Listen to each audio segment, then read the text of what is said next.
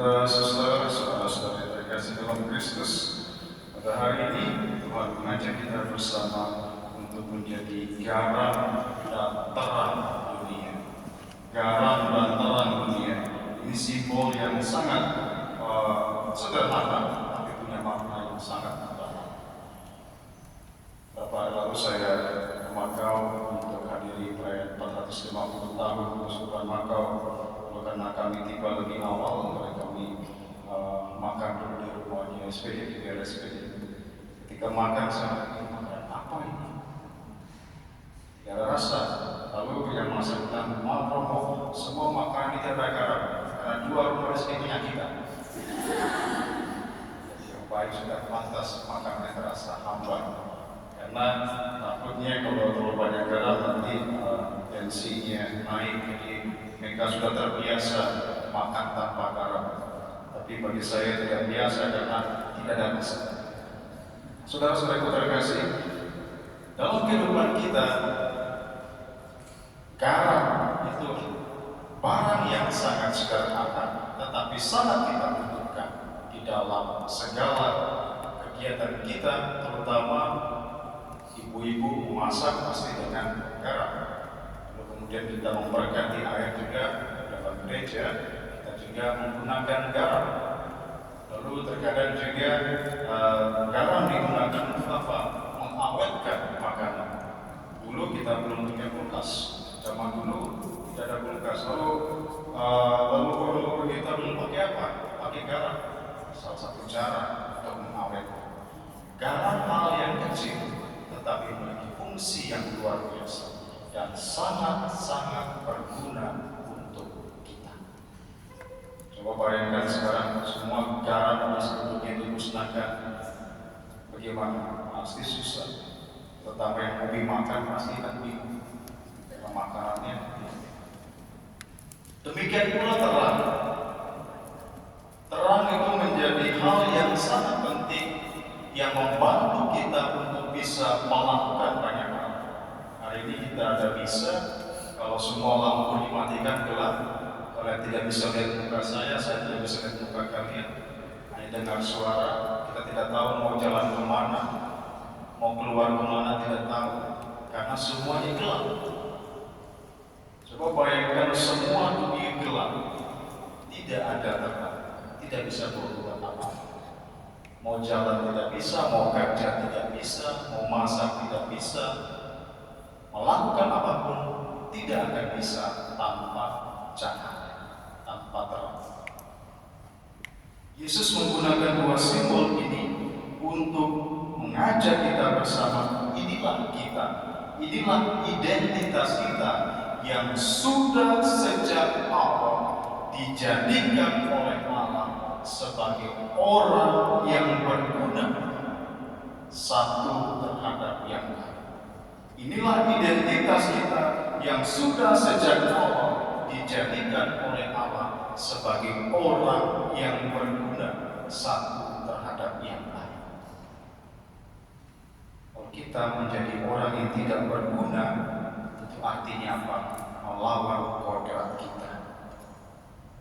Ingat baik-baik. Kalau kita menjadi orang yang tidak berguna, itu melawan kodrat kita. Karena sudah sejak awal kita diciptakan seperti halnya garam dan terang itu sendiri, berguna bukan untuk dirinya mereka sendiri, tetapi untuk orang lain.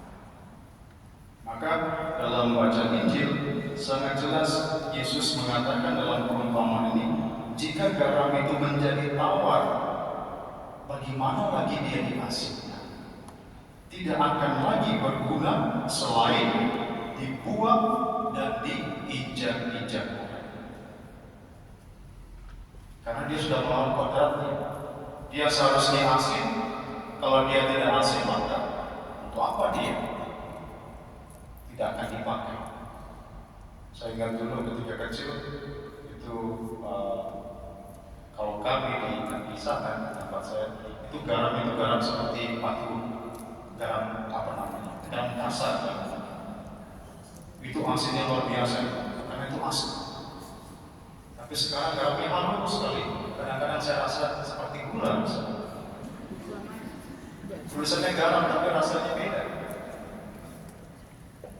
Yang sekarang mungkin dengan segala macam zat kimia atau campuran segala macam.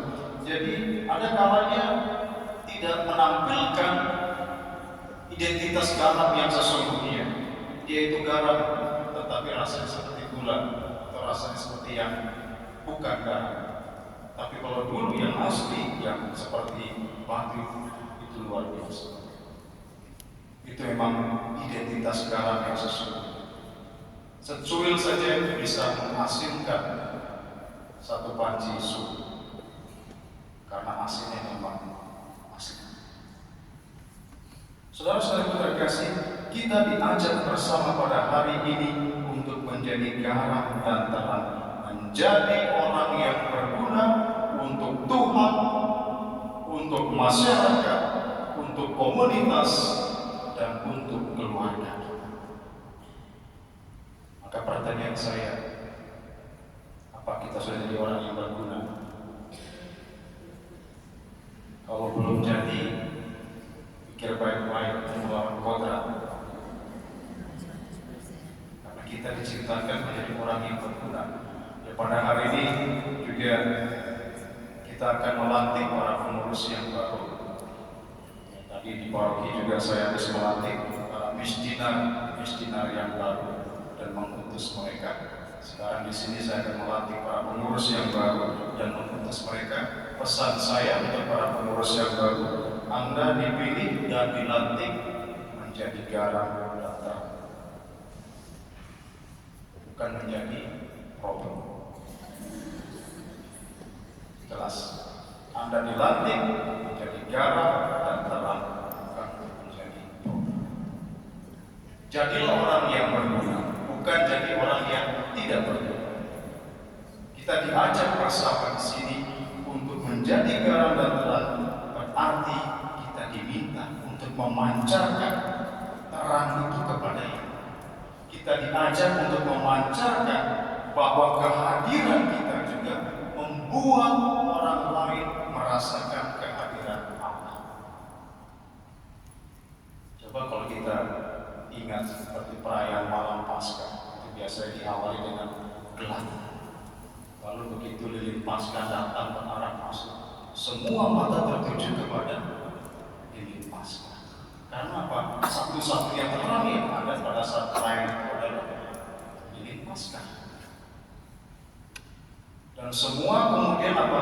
Mengambil cahaya dari lilin Paskah itu sendiri, maka menyalakanlah lilin-lilin yang kita pegang.